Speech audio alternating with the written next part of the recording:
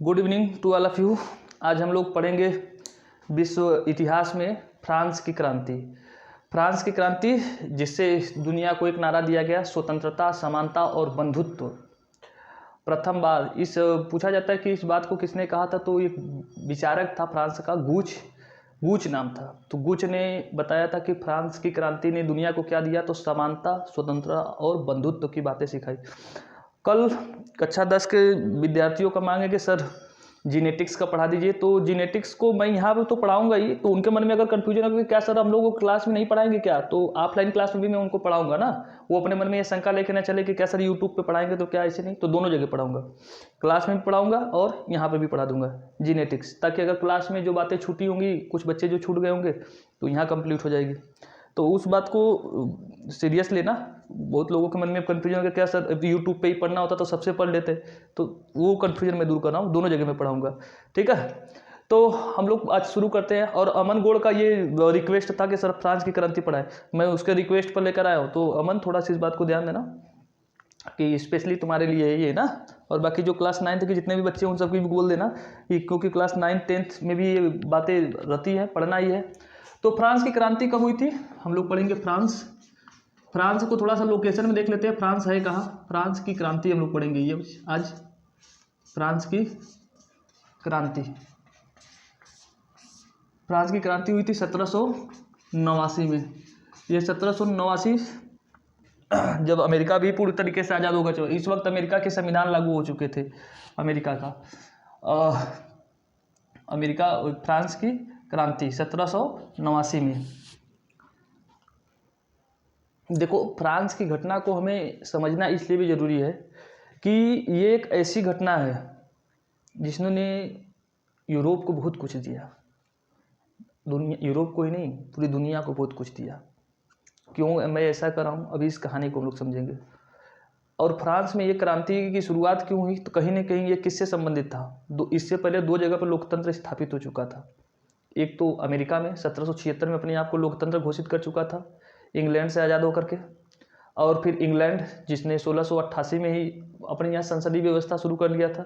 तो जिसके जो पड़ोसी अपने यहाँ व्यवस्था अच्छी लागू कर चुका हो, तो कहीं ना कहीं दूसरे देश जहाँ पर लोकतंत्र नहीं है, राजशाही व्यवस्था को समाप्त करने के लिए लड़ाई शुरू हुई थी। तो अब हम लोग पहले राजशाही व्यवस्था क्या होती है उसको समझते हैं। राजशाही व्यवस्था का मतलब ऐसी व्यवस्था होती है जहाँ का शासन प्रशासन पूरी तरीके से एक राजा के हाथ में होती है। कुछ ऐसा ही कहानी था फ्रांस का। फ्रांस में एक बात थी, जो वहाँ की एक रानी थी, वहाँ पर जो राजा था लुई 16वां की एक पत्नी थी जिसका नाम था अंतोत्वा करके नाम था। जब वहाँ की जनता भूखी तरस रही थी, भूख से तड़प रही थी, खाए बगैर मर रही थी, तो वहाँ की जनता अपने राजा से मांग करने लगी रोटी की, कि राजा साहब हम लोगों को रोटी दीजिए, हम लोग खाए बगैर मर रहे हैं।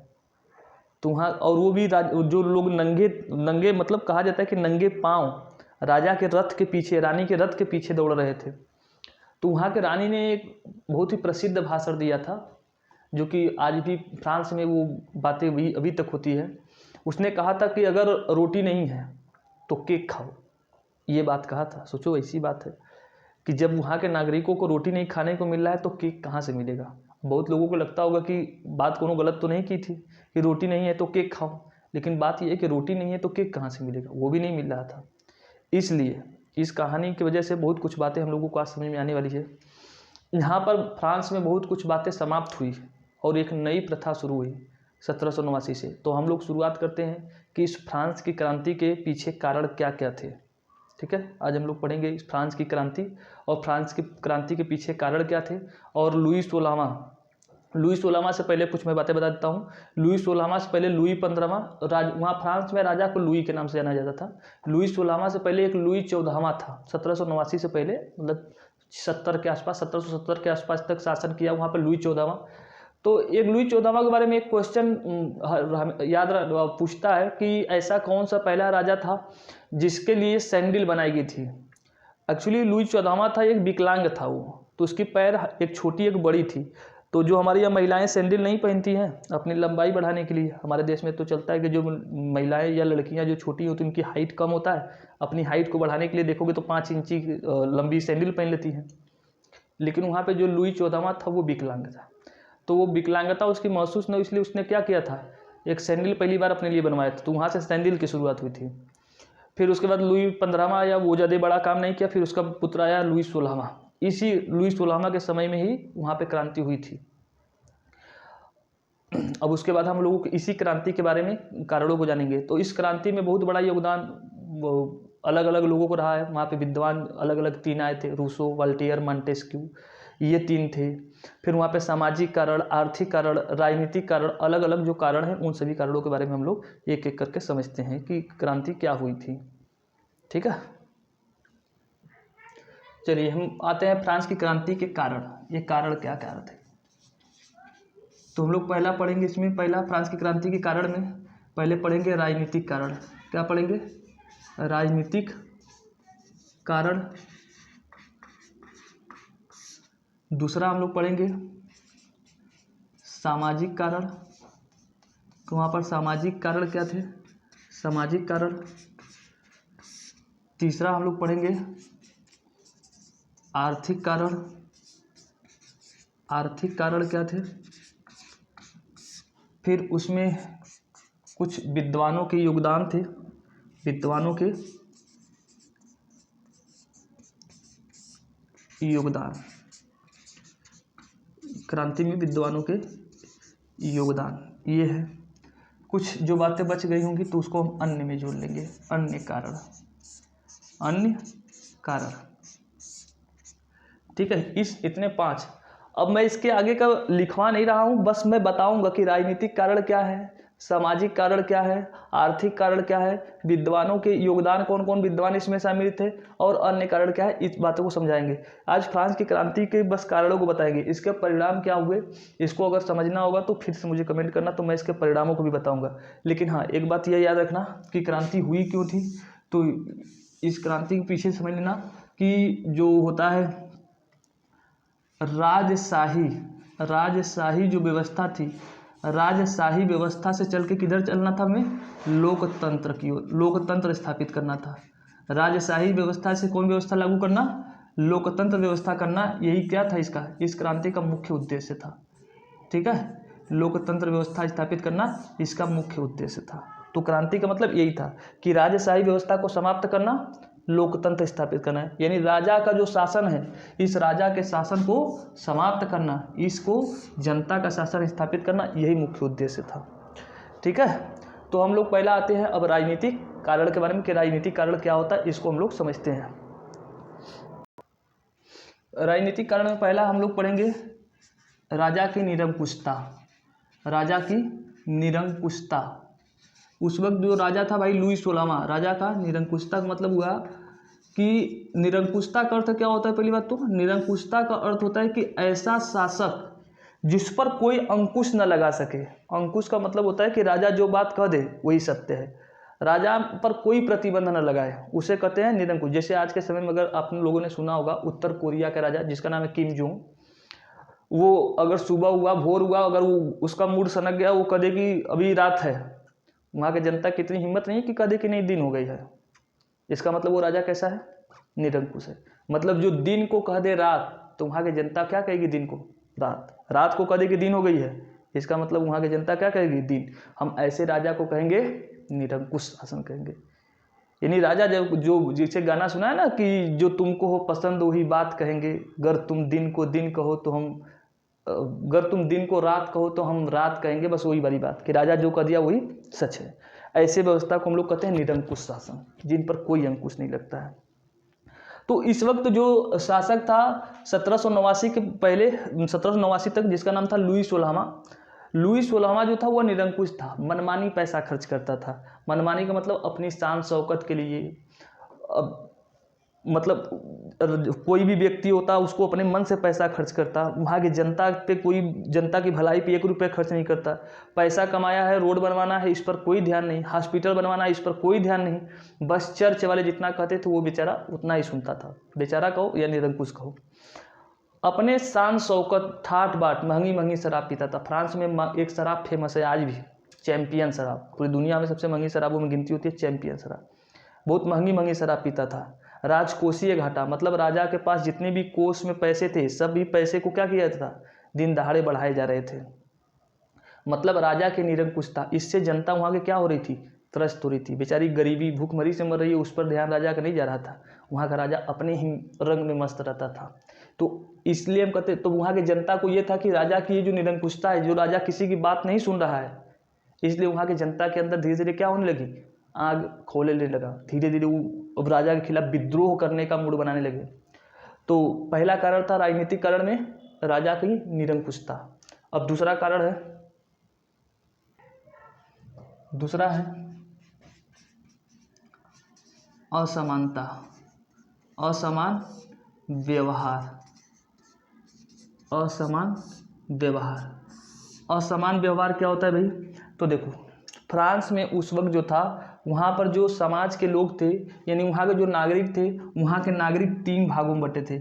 एक तो पहला था पादरी, दूसरा था कुलीन, और तीसरा था पादरी, कुलीन, और तीसरा था सामान्य वर्ग। सामान्य वर्ग, पादरी में कौन आते थे, जो चर्च के फादर जिसे कहते हैं, क्लर्जी मैन, यानी पादरी, जो चर्च के लोग होते हैं, जो ऐसे ऐसे करते रहते हैं हमेशा, जस्ट हमारे भारत के मनुवाद की तरह। जैसे हमारे देश में मनुवाद था, मनुवाद जब हमारे देश में लागू था तो ब्राह्मणों के लिए अलग से विशेष व्यवस्था थी कि वो बेचारे वो कुछ भी कर लेंगे, ब्राह्मण कुछ भी कर लेंगे, किसी की हत्या भी क्यों ना कर दें, उनको मौत की सज़ा नहीं दी जाती थी। और एक निम्न जाति का जो शूद्र कास्ट का व्यक्ति है कुछ भी कर ले, लेकिन उसे सम्मान नहीं दिया जाता था। वही हाल वहाँ था। ये पादरी जो थे, इनके ऊपर 1 रुपया टैक्स नहीं लगता था। देश की पूरी संपत्ति इनके हाथ में थी। कहा तो ये तक जाता है कि देश में इनकी दोनों की मिलाकर जनसंख्या कितनी थी, 10% थी उस वक्त, 10% थी। और इनके हाथ में संपत्ति उस देश की, फ्रांस की 70% थी। सोचो कि जिनकी जनसंख्या 10% और संपत्ति 70%, वो टैक्स से फ्री थे, पादरी। कुलीन कौन होते हैं, जो वहाँ के अमीर घराने के, यानी राजा के घराने के थे, जो अमीर घर के लोग थे, उन्हें कहते थे कुलीन।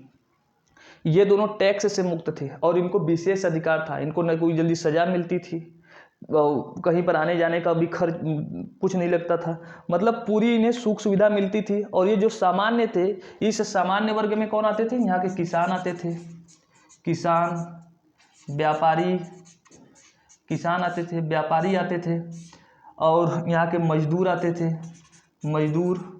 ये जितने भी लोग हैं सामान्य लोग, ये सभी इस वर्ग में आते थे, सामान्य वर्ग में आते थे।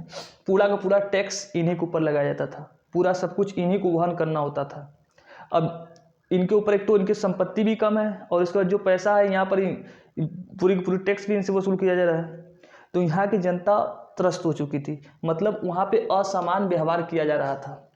तो असमानता के कारण भी वहाँ की आम जनता क्या हो गई थी, राजा से त्रस्त हो गई थी। और जो टैक्स था, यानी जो वहाँ पर जो टैक्स लग रहा था, इनसे तो वसूल किया जा रहा था। और वहाँ का जो बराबर ब्रिटेन से लड़ाई भी चल रही थी उस वक्त, इनकी इंग्लैंड से लड़ाई चल रही थी, तो उसमें भी पैसा बहुत ज़्यादा बर्बाद हो रहा था। फिर प्लस वहाँ का राजकोष, राजा का जो कोष था, उस राजा के कोष पर भी क्या हो रहा था, भारी दबाव पड़ रहा था, भारी दबाव पड़ रहा था। और वो पूरा जो खर्च हो रहे थे राजकोष से, वो किससे वसूल किया जा रहा था, वहाँ की जनता से। तो वहाँ की जनता के मन में कहीं ना कहीं क्या था, इनके खिलाफ बहुत ही विद्रोह उत्पन्न हो चुका था। तो ये दूसरा कारण है। राजनीतिक कारण में पहला था राजा की निरंकुशता, दूसरा था असमान व्यवहार। अब सामाजिक कारण में क्या क्या है, इसको हम लोग पढ़ते हैं। देखिए, सामाजिक कारण में हम लोग ये लिखेंगे, सामाजिक कारण में लिखेंगे कि फ्रांस की उस वक्त की जो सामाजिक व्यवस्था थी, वो 3 वर्गों में बटी थी, स्टेज 1 और स्टेज 2, स्टेज 1 और स्टेज 3। वहाँ के जो समाज थी वो 3 भागों में बटी थी, जो मैंने बताया अभी। पहला कौन था, कुलीन। पहला कौन था, कुलीन वर्ग थे।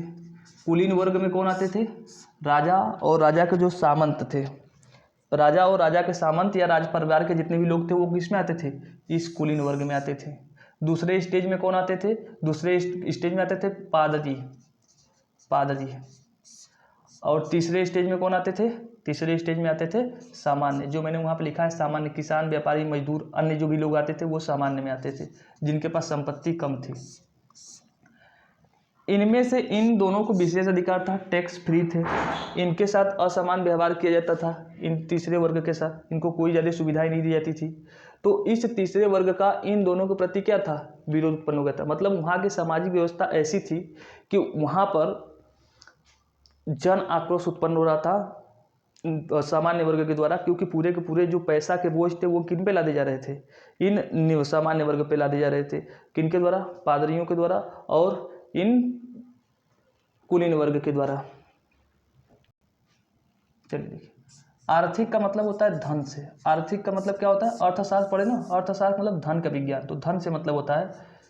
इस वक्त क्या हो रहा था कि राजघराने के जो लोग थे, राजघराने का मतलब जो राजा के घर के लोग थे, ये पैसे को, अब कहोगे कि सर कुछ बातें एक तरीके से मिलेगा ही, राजनीतिकरण और आर्थिकरण, क्योंकि सब एक दूसरे से जुड़े हैं ना, इसलिए बस हेडिंग अगर तुम एग्जाम में लिखोगे कि राजनीतिकरण, सामाजिकरण, आर्थिकरण और बातें एक जैसी होगी तो भी दिक्कत नहीं है। तो इसलिए तो धन उस वक्त क्या था कि आर्थिकरण क्या था कि राजा के जो घर के लोग थे, जैसे हमारे भारत में हैं कि जो मंत्रियों के घर के बच्चे होते हैं वो पैसे खूब पानी की तरह बहाते हैं, ऐसे ही वहाँ पर जो राजघराने के लोग थे, राजघराने के लोग पैसे को क्या करते थे? एकदम पानी की तरह बहा रहे थे, उनकी जो इच्छाएं की वो करते थे। और जैसे वहाँ के राजकोष यानी जो राजा का अपना कोष था वो क्या हो रहा था? तेज़ी से खाली हो रहा था। जब तेज़ी से खाली हो रहा था तो जो राजघराने वाले लोग थे, इनको और पैसे की आवश्यकता पड़ती थी, ये और अधिक पैसे की आवश्यकता पड़ती थी, तो ये कहाँ से पैसा वसूल करेंगे? वहाँ की जनता से अधिक टैक्स वसूल करने में व्यस्त थे। वहाँ की जनता से अधिक टैक्स वसूल करती थी। वहाँ की जनता जो खाए बगैर मर रही है, बेचारों को खाने के पास पैसे नहीं है, खाने के कुछ नहीं है, उस जनता पे अधिक से अधिक बोझ ये लोग डालने लगे। अपने इस राजकोषीय घराने, जो राजा का जो आर्थिक शोषण था, मतलब आर्थिक शोषण वहाँ की जनता की ओर राजा का बढ़ता गया, तो वहाँ की जनता जो है इस राजा के प्रति उनके मन में क्या उत्पन्न हुआ? आक्रोश होना शुरू हुआ। तो वहाँ के एक तो ये कारण भी है फ्रांस की क्रांति में। तो हम लोगों ने पढ़ लिया राजनीतिकरण, सामाजिकरण और एक आर्थिक कारण। अब चौथा है विद्वानों का योगदान। ये बड़ा महत्वपूर्ण है, ये बातें याद रखना, विद्वानों के योगदान। यहाँ पे देखिए 3 विद्वान आते हैं। उस वक्त फ्रांस की क्रांति में ये तीनों विद्वान बहुत ही फेमस हैं। आज भी इनकी जब इथिक्स पढ़ा जाता है तो इनमें तीनों सिद्धांत पढ़े जाते हैं और बहुत बड़े दार्शनिक माने जाते हैं ये तीनों। इसमें से एक थे वाल्टेयर, और एक थे रूसो, और एक थे मॉन्टेस्क्यू। एक कौन थे? मॉन्टेस्क्यू। ये तीनों बहुत बड़े विद्वान थे। रूसो की पुस्तक का नाम सुना होगा, सोशल कॉन्ट्रैक्ट। इसकी पुस्तक का नाम क्या था? सोशल कॉन्ट्रैक्ट नाम था इसकी पुस्तक का, बड़ा सा रहेगा, सोशल कॉन्ट्रैक्ट नाम था इसकी पुस्तक का। और मॉन्टेस्क्यू जो था, इसके पुस्तक का नाम था the spirit of law, the spirit of law इसकी पुस्तक का नाम था। और वाल्टेयर, इसकी पुस्तक का नाम अभी याद नहीं आ रहा, लेकिन बता देंगे, जैसे पता चलेगा तो वो बता देंगे। तो इन तीनों ने मिलकर के वहाँ के व्यक्तियों को ये समझाना शुरू किया कि देखो भाई, ये जो राजा का जो दैवीय अधिकार है ना, ये दैवीय अधिकार कुछ नहीं है। दैवीय अधिकार का मतलब उस वक्त फ्रांस में ये था कि वहाँ का जो चर्च के पादरी लोग होते थे, ये कहते थे कि हमारी डायरेक्ट संबंध किससे है? ईश्वर से है। अगर हमें टैक्स से राजा ने, जब हम यहाँ के जब गॉड ने जब हमें धरती पर भेजा है, इसका मतलब है कि हमें सभी चीज़ों से टैक्स वैक्स से क्या करके भेजा है? फ्री करके भेजा है। वो राजा को कहते थे कि राजा हम लोगों को क्या एक प्रकार से अनुयायी है, राजा हमारी तरफ का व्यक्ति है, तो राजा भी एक प्रकार से टैक्स क्या है? फ्री है। तो इसलिए इन्होंने राजा के दैवीय अधिकारों को तीनों व्यक्तियों ने मिलकर क्या किया? इन जो चर्च के लोग थे, इन तीनों व्यक्तियों ने मिलकर के वहाँ की जनता को राजा के प्रति और वहाँ के चर्च के प्रति समझाना शुरू किया कि राजा को जो दैवीय अधिकार बताते हैं चर्च वाले लोग, यहाँ की जनता को मूर्ख बनाते हैं। अगर यहाँ पे समानता, स्वतंत्रता और बंधुत्व लाना है, समानता का मतलब सभी के लिए समान संपत्ति, सभी के लिए समान कानून, सभी के लिए एक जैसा नियम, अगर चाहते हो तो फिर क्या करो? आगे आओ, मैदान में कूदो। इन बातों को इन तीनों दार्शनिकों ने वहाँ के नागरिकों में एक प्रकार से आक्रोश उत्पन्न करने में बहुत बड़ा योगदान दिया। ये पुस्तकें याद रखना कि रूसो का सोशल कॉन्ट्रैक्ट और मॉन्टेस्क्यू का द स्पिरिट ऑफ लॉ, और एक वॉल्टेयर का बुक था वो भी याद नहीं आ रहा है। देखिए पांचवा जो है इसका तत्कालीकरण, क्योंकि पूछता है बहुत बड़े एग्जामों में यही कि फ्रांस की क्रांति का तत्कालिक कारण। तत्कालिक का मतलब होता है कि जैसे कि आग तो सुलग रहे थे, आग तो सुलग ही रहता, तो चिंगारी का काम किसने किया, उसे कहते हैं तत्कालीकरण। जैसे मान लो कोई जगह पे आग है, आग जल रहा है, मतलब बस सुलग रहा है, लोगों के अंदर एकदम गर्मी आ गई है कि हमें आंदोलन करना ही है, उसमें जो चिंगारी का काम करता है उसे हम कहते हैं तत्कालीकरण। तो वहाँ का तत्कालीकरण क्या था कि यहाँ के राजा ने वहाँ पे जो नियम कानून बनाता था उसे कहते थे स्टेटस सभा बोलते थे। फ्रांस में जो नियम कानून बनाता था उसे क्या कहते थे, स्टेटस सभा। जैसे हमारे भारत में है ना संसद कानून जो बनाता है, तो वहाँ पे स्टेटस काउंसिल होता था। उस स्टेटस काउंसिल ने एक बैठक बुलाई, राजा ने स्टेटस काउंसिल की बैठक बुलाई। उस बैठक में राजा ने एक नए प्रकार का कर लगवाया वहाँ की जनता पर, क्योंकि ये लोग इतने शोषण इतना अधिक था कि वहाँ की जनता ऐसे ही तंग थी 4 करोड़ों से, और वहाँ के राजा ने एक स्टेटस काउंसिल की बैठक बुलाई और एक नया प्रकार का कर वहाँ पर आरोपित कर दिया। वहाँ की जनता जो पहले से ही मर रही है, वहाँ पर एक और नया कर लगा दिया और जनता और त्रस्त हो गई। वहाँ की जनता ने मांग किया कि नहीं भाई, अब एक ज्वाइंट स्टेटस काउंसिल बुलाई है। ज्वाइंट का मतलब होता है कि ये जो स्टेटस काउंसिल राजा ने बुलाई थी उसमें सिर्फ राजा के अधिकारी थे। अब लेकिन जनता ने कहा कि नहीं, ज्वाइंट का मतलब होता है कि एक तरफ राजा के लोग बैठेंगे और एक तरफ यहाँ की जनता के सदस्य बैठेंगे, दोनों लोग होंगे, जनता के भी सदस्य होंगे और राजा के। इसे कहेंगे joint status, joint status council कहेंगे। ज्वाइंट मतलब संयुक्त स्टेटस काउंसिल बनाएगी। काउंसिल का मतलब होता है समिति बुलाएगी।